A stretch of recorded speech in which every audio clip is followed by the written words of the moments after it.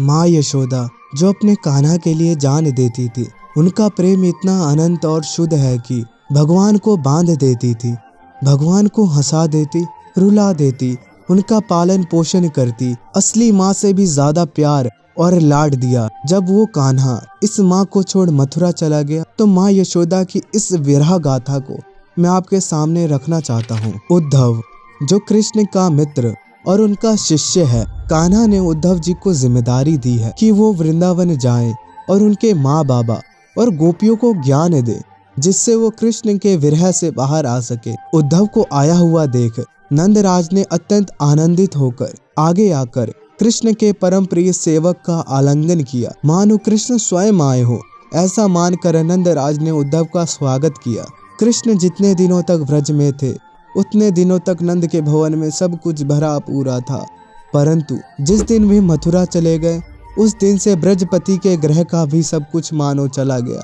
नंदराज के गृह की सफाई नहीं होती थी, रसोई घर में खाना नहीं पकता था, चूल्हों का उपयोग नहीं होने से मकड़ियों ने जाला बुन रखा था। किसके लिए यशोदा भोजन बनाएगी? कृष्ण के चले जाने के साथ साथ ही उन लोगों की भी आहार, निद्रा, साज सज्जा मानो सब कुछ बंद हो गया था।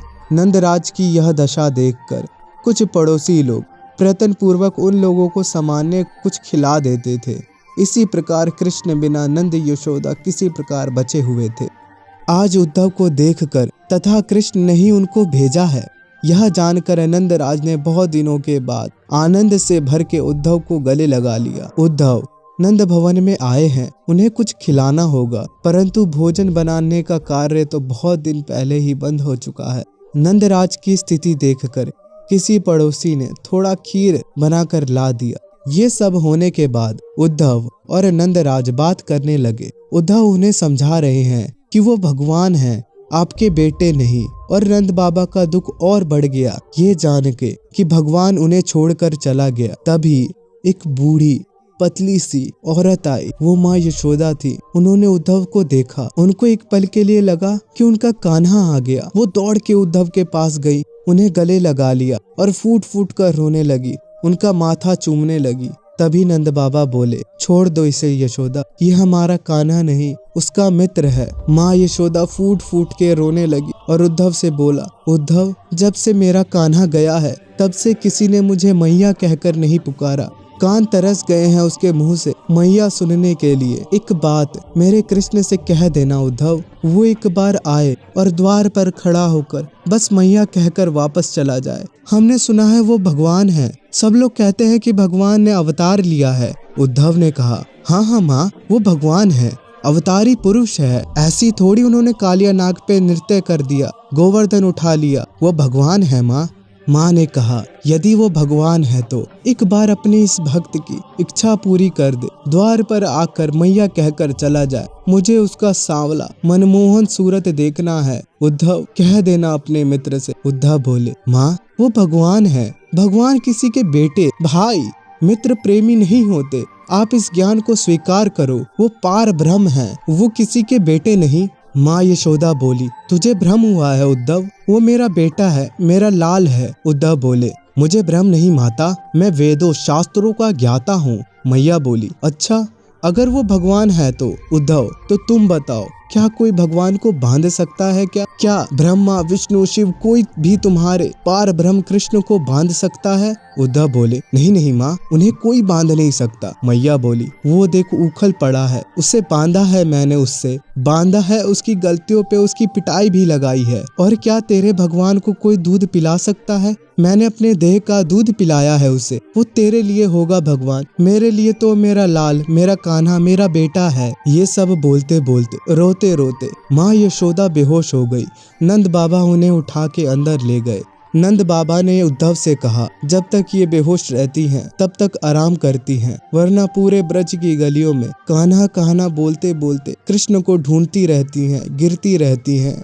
पालने के सामने बैठ के बोलती हैं, कान्हा उठ जा, कब तक सोएगा लाला, या फिर बोलती है लाला तो अभी तक नहीं सोया, कब तक जगेगा, सो जा कान्हा। कृष्ण के विरह में कैसे तैसे हमारा जीवन चल रहा है, जाकर कह देना अपने कृष्ण से, कोई ज्ञान हमारा दुख नहीं शांत कर सकता। अगर उसे हमारा दुख मिटाना ही है तो हमसे मिलने आए, हमें मैया बाबा कहकर बुलाए। ये सब देखने के बाद उद्धव जी का मन दुख से भर गया। उनके पास इन प्रश्नों के कोई उत्तर नहीं थे। वो उल्टे पैर मथुरा को लौट गए। जब वो मथुरा पहुँचे, उन्होंने कृष्ण से रोते रोते कहा, वो लोग आपसे इतना अनंत प्रेम करते हैं, आप उनके पास लौट क्यों नहीं जाते प्रभु? आपको उनकी चिंता नहीं क्या? आप उनके लिए कुछ क्यों नहीं करते? श्री भगवान वाचा, कृष्ण ने कहा, जरासंध बार बार मथुरा पे आक्रमण कर रहा है। मैं मथुरा छोड़ के वृंदावन गया, और अगर उसे पता चला कि मेरे मित्र, मेरे मैया बाबा और मेरे परिजन वहाँ हैं, तो उनके प्राण संकट में पड़ जाएंगे। और दूसरी बात उद्धव, तुम्हें क्या लगता है उद्धव, मैं अपनी मैया की चिंता नहीं करता? जब मेरी मैया मुझे वृंदावन की गलियों में ढूंढते ढूंढते बेहोश होकर गिर जाती है, पूरी तरह से थक जाती है,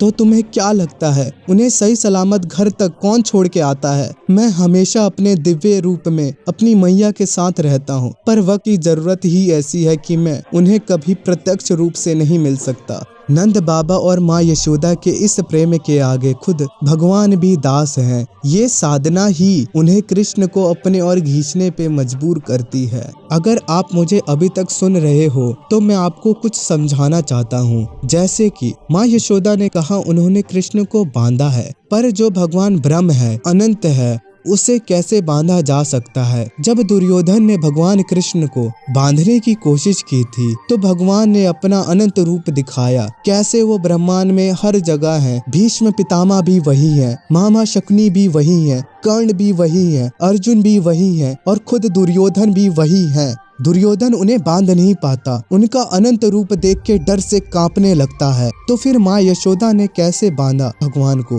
यही आता है प्रेम। भगवान ना पूजा के भूखे हैं, ना तुम्हारे मंत्रों के उच्चारण के भूखे हैं, ना तुम्हारे पकवानों के भूखे हैं। वो केवल और केवल भाव, प्रेम भाव के भूखे हैं। दुर्योधन ने उन्हें घमंड से बांधने का प्रयास किया, इसलिए भगवान ने अपना रूप अनंत विस्तार कर लिया। लेकिन माँ यशोदा का प्रेम ही ऐसा है कि कान्हा को बंधने में भी मजा आता है। उन्हें सुख मिलता है कि उनका भक्त उन पे हक जताता है, और उन्हें अच्छा लगता है कि उनका भक्त उन पे अपना अधिकार मानता है। इसी अधिकार से माँ यशोदा ने कृष्ण भगवान को बांधा था।